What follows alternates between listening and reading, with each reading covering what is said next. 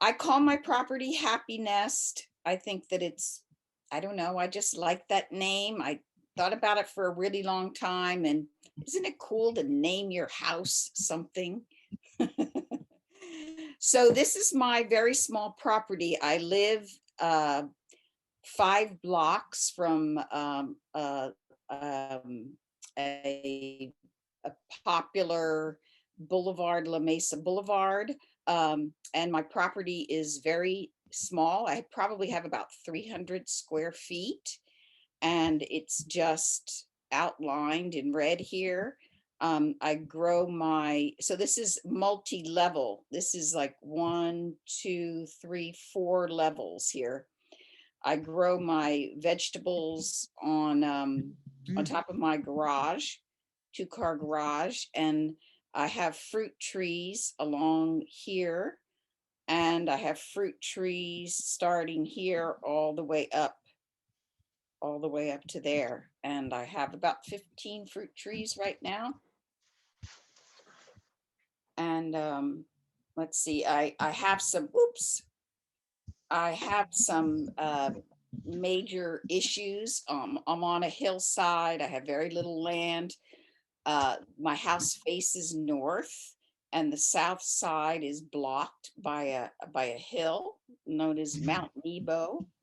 And so I face challenges, not only by not having very much land, but not having a lot of sun either. So permaculture, I I took that permaculture design class in 2012, which is, I think, a couple years before George.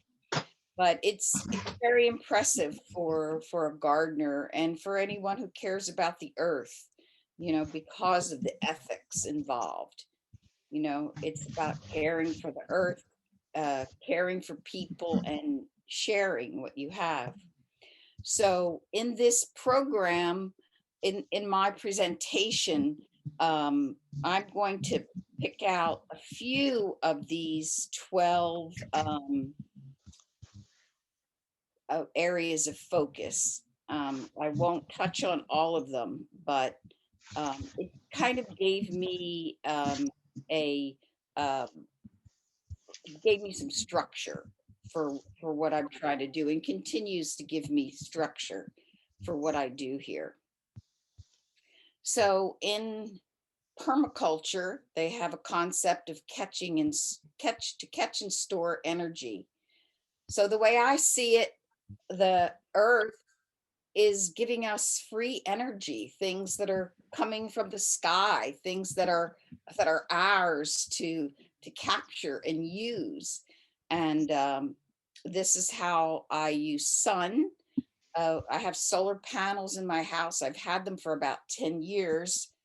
Um, and of course, the plants need that energy from the sun. So that's more catching and storing the energy of the sun to grow plants and grow food and medicine for myself and my family. And then I do a lot of rainwater harvesting. Uh, I have about 1,500 gallons of storage. Um, and I'm going to talk more about that. And I have a goal in my property to grow useful, medicinal, and edible plants. So solar panels, these days, it's kind of a no-brainer to have solar panels on your house. There's people going around knocking on your door saying, hey, I'll put solar panels on your house for free. And so that doesn't take a lot of decision making. So this is and as I told you, I'm facing north, and my sun is hidden in the back. So a lot of people can produce 100% of their energy with their solar panels. For me, this is a year, $427 for a year's worth of solar energy. My panels are old, and if I could figure out a way to replace them with the newest kind of solar panels that I'm sure could be reduced to nothing. What I think is unique, and there's not a lot of thought about rainwater harvesting right now. It's kind of up to the individual, but for me, it's tremendously important. Uh, I see it as a way to solve a lot of problems. So here are the systems that I have on my house. As I said, I'm saving about 1,500 gallons, and that 1 inch of rain we had here yesterday filled up all of my rainwater harvesting systems, 1,500 gallons and overflow.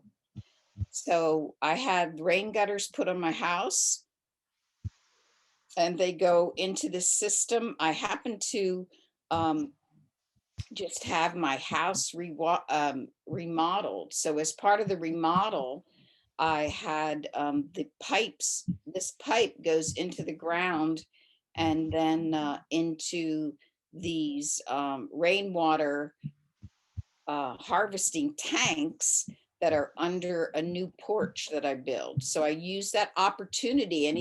Time I do improvement on my house, it's like, how can I use the space I had? This would have been useless, empty space under my patio, but I have under this porch that we built during the remodel, and this is about 200 gallons each one of these tanks. And this system works on gravity, and the gravity goes into this hose here, which is on the top of that two-car garage that you saw. And so I water my I believe that I haven't turned on city water all winter long. All of my garden's been being watered by this water right here, working on the gravity system. Another system I have is my roof is quite large and over 1,000 square feet. And I have another system. This was my first system where there are the rain gutters. And once again, they go into this tube that goes into my basement, and I have a water harvesting pillow. And that works on a remote and a pump. So I can pump out water on each side of the house. So on the east side of the house, and then in the patio area too, depending on just turning off one knob and opening up the other. And this is about 650 gallons of rainwater. And like I said, that works with a pump system. It's been great. I've had it for 10 years, and it's not a problem. And then just to point out that after the plants get watered up here at the top of my garden, I have a system so I'm watering my plants here with rainwater, and then any excess comes down and gets used again, which is a stacking functions from permaculture idea. Use that water as many times as you can. So I still have this slide in here because it makes me feel like I've really accomplished something, because this is no longer future rainwater harvesting. This 300-gallon tank is now inside this very odd closet. My house has a lot of odd spaces. It's all hand built from the 50s and the 70s. So now this 300-gallon tank is in this closet, all plumbed, and there's rainwater, the gutters on this roof here, and the rainwater is working wonderfully. I'm sure that this last rain filled it up, and that works in a gravity system, which waters down below here, this area here, it waters the plants in my patio area here by gravity. So, you know, is it worth it? So as I said, that 1 inch of rain, I can collect 620 gallons of water with 1,000 square feet. So I really need more tanks so I can collect more water. And it's easy. It's easy to do. Um, and I just wanted to say that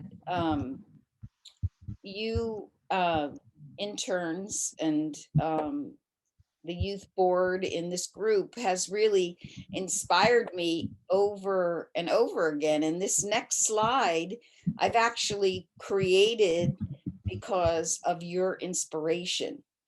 Because I thought to myself, well, why do I do this? Why is it important to collect rainwater? Why is it important to have solar energy? And I started to think about all the ways collecting rainwater is valuable. And as I said, I made this slide inspired by you all. So plants prefer rainwater. In Bill Dean, in his program, his BCK program, he also inspired me as they talked about the problems of stormwater runoff.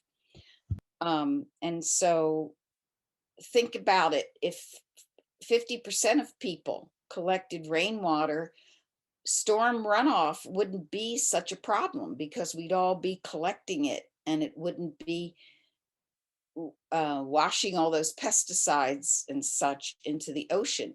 We'd be all using it. And so this was an interesting thing that happened. We were up traveling in Northern California a couple of years ago, and we started to talk to a man who lived up there, who said that the people in Northern California are pretty upset about us in Southern California.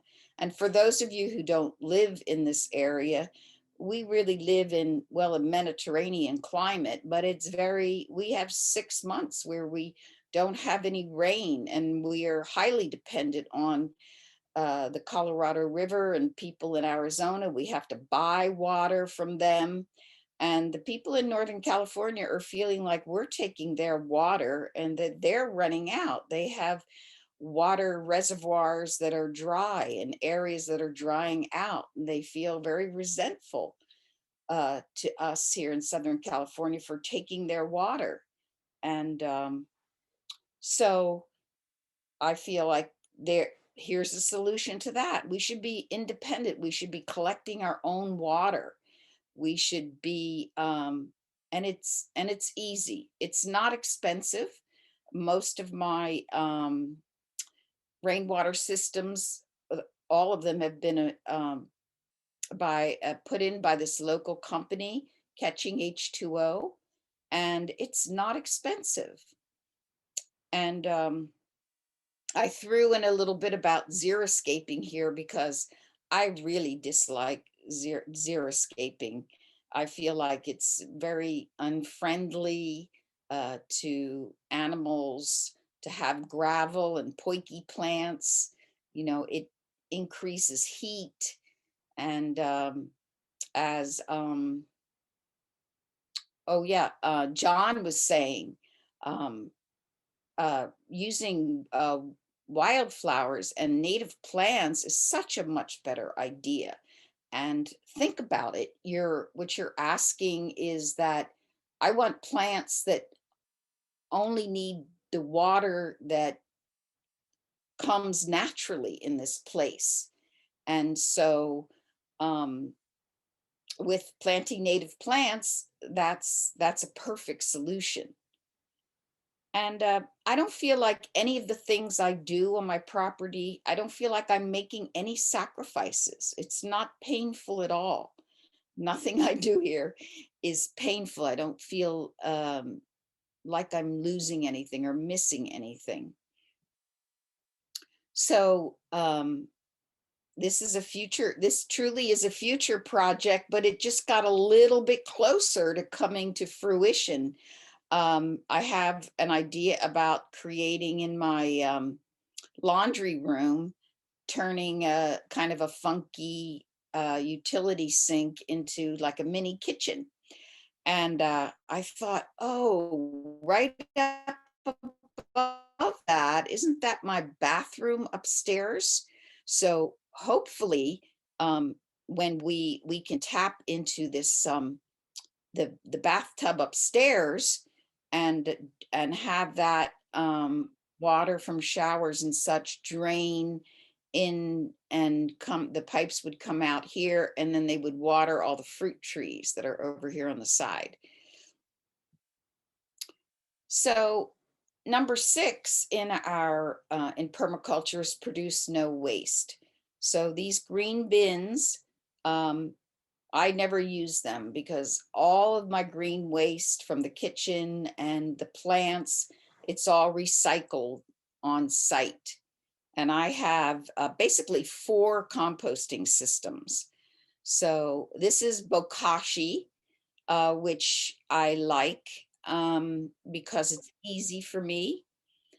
Um, I have this bucket in my kitchen and I collect my kitchen waste here, um, because you're not supposed to open the lid too often. And so every couple of days, I open the lid of my bokashi, throw my kitchen waste in there, sprinkle it with these microorganisms and fermenting process. And it takes me actually a month to fill this bucket up.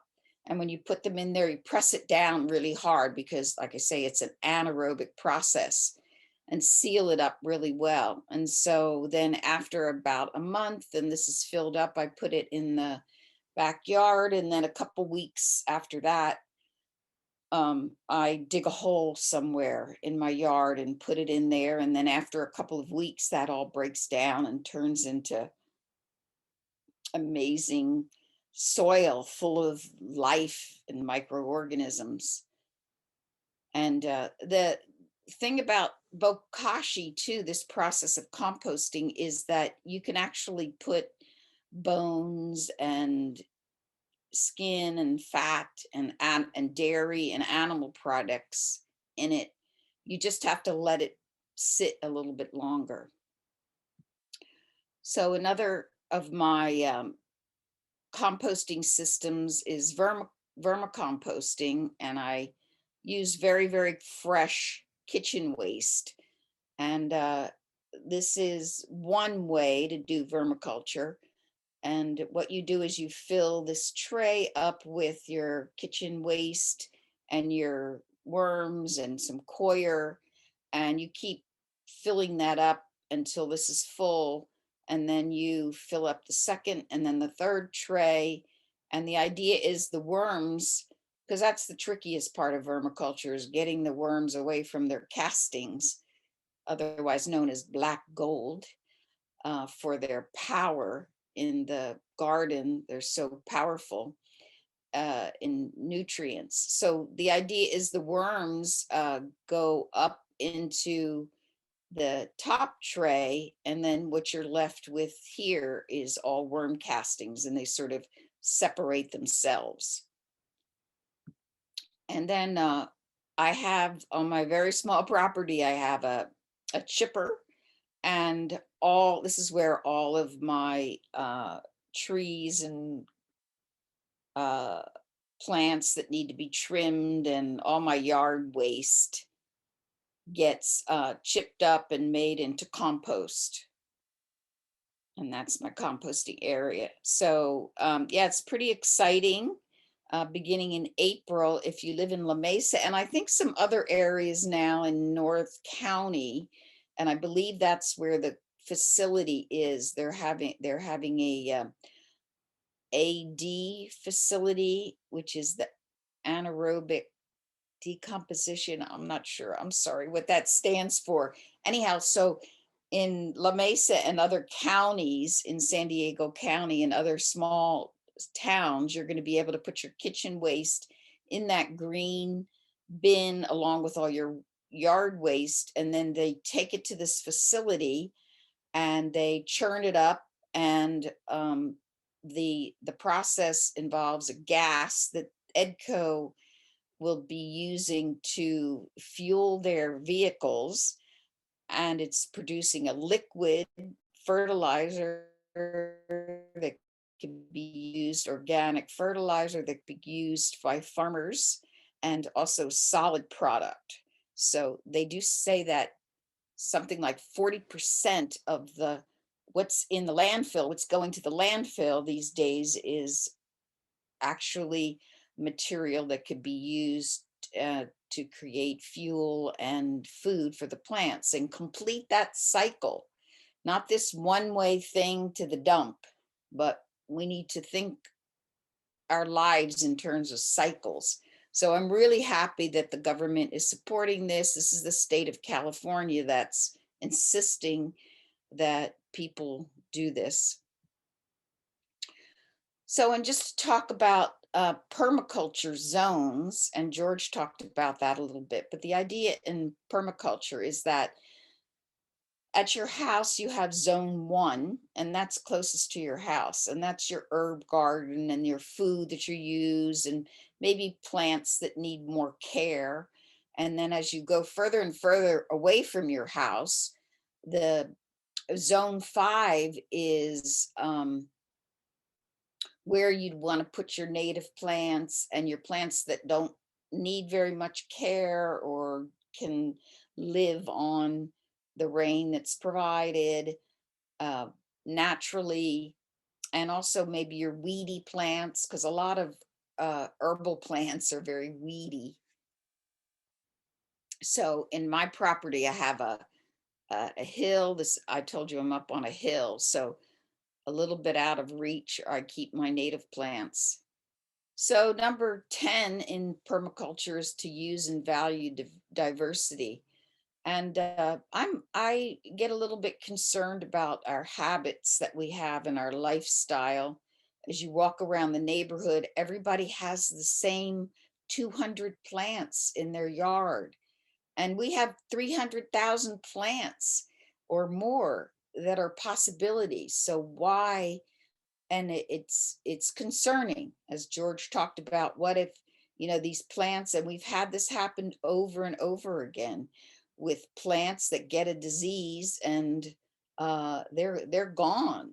And so it's really nature's way of telling us that we need diversity in our, we need to be planting more and different kinds of plants in our yards.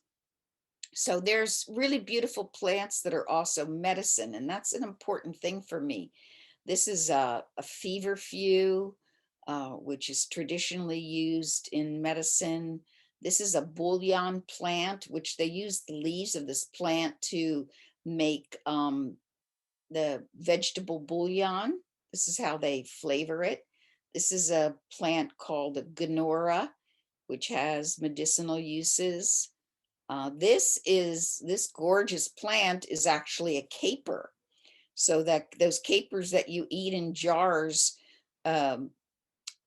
that's actually what you're eating is the bud of this flower. But man, with flowers this beautiful, who wants to eat capers? I want the flowers. And this gorgeous plant is comfrey, well known for its healing qualities. And St. John's wort grows easily, and these plants grow easily in people's backyards around here, at least.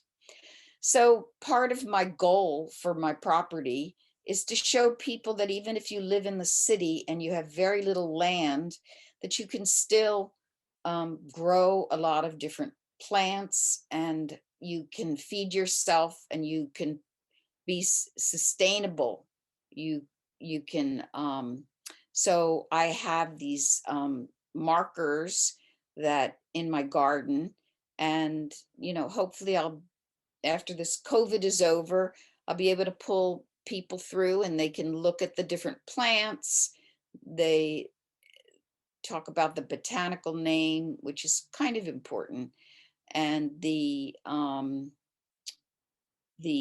common name. And in this case, this Malabar spinach is high in vitamin A and C, in calcium, and where these plants come from and what their uses are. And here you see an ashwagandha plant in my garden. And a permaculture principle is obtain a yield. And these are some of the things I'm growing in my garden. I've got nectarine. This is a persimmon. I have a blood orange. This is some dragon fruit. This is a wonderful plant called a ground cherry. That's like a tomatillo, but that little tomato thing is like a sweet tart lusciousness. I have a mulberry, loquats, and a papaya. And then there's my first avocado, which I picked 2 yesterday. And these are pretty recent pictures from my garden just this winter. So this beautiful kale and strawberries and peas and carrots. And this was a volunteer, but it's also provides a lot of food. And there's some turnips growing over here. So I decided to walk into my local Sprouts health food store here and just walk through the aisle, and what I'm hoping to do is have people reconnect with Mother Earth, and to understand that their things are growing, that they can grow, that they're selling in stores legally. So I have gotu-kola in my garden. It grows easily. I have a lemon verbena plant. You saw the ashwagandha. Here's some tulsi, some beautiful calendula, which I make salves out of, that people just say my salves are so great. I grow borage in my garden in St. John's wort. And what I'm hoping to do is to show people by walking them through my garden that these plants are easy to grow. And just like food, food comes from the ground, it doesn't come from the store. And so does medicine. So these are some more medicinal plants that I grow on my property. This is herbs. This is a laurel, a bay laurel. So bay leaves that you put in your cooking. This is the lemon verbena. This is becoming my Vietnamese and Far Eastern garden. This is gotu-kola growing here. This is Vietnamese coriander. And now I have fish wort. And so I have almost all of the plants growing here that the Vietnamese use in their pho. And this is a turmeric plant. Beautiful. And the plants are beautiful. And it's so lovely to walk through my garden and just grab a leaf and rub it. I love to take people in my garden for the first time and just say, rub this in your hand, and the smells are just wonderful. Or taste this, give them a stevia leaf and have them taste it. And it's like, oh, it's sweet. So growing all these things, my question becomes, well, what do I do with all of these things that I'm growing? So this is just a natural outlet for the things I grow. I've been getting plants and rooting them so that this is my nursery. I have plants that I can share with others. I've been cutting down my herbs and drying them, and so I can make teas or essential oils with them. And this is my helper. He helps me with most of my compost projects. Michael, he's taking the leaves from a rose geranium, which grows so well. And then I reuse thing in my garden. So part of my remodel was to remove a bathtub. And so the bathtub wound up here in the garden. It makes a lovely planter box. And here my strawberries are planted in the kitchen sink.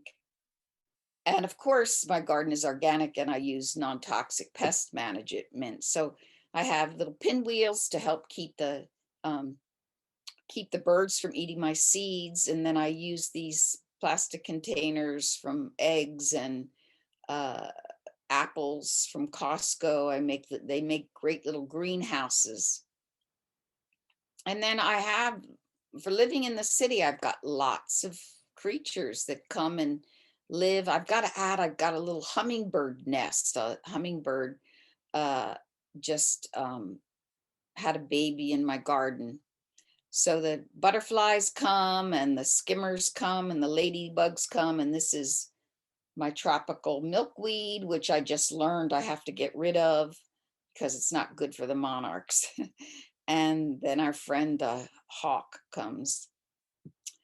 So these are my helpers. I don't do all of this alone. This is Vanessa. She comes and waters for me twice a week using rainwater. And then this is Michael using my 4th compost method, which is compost tea.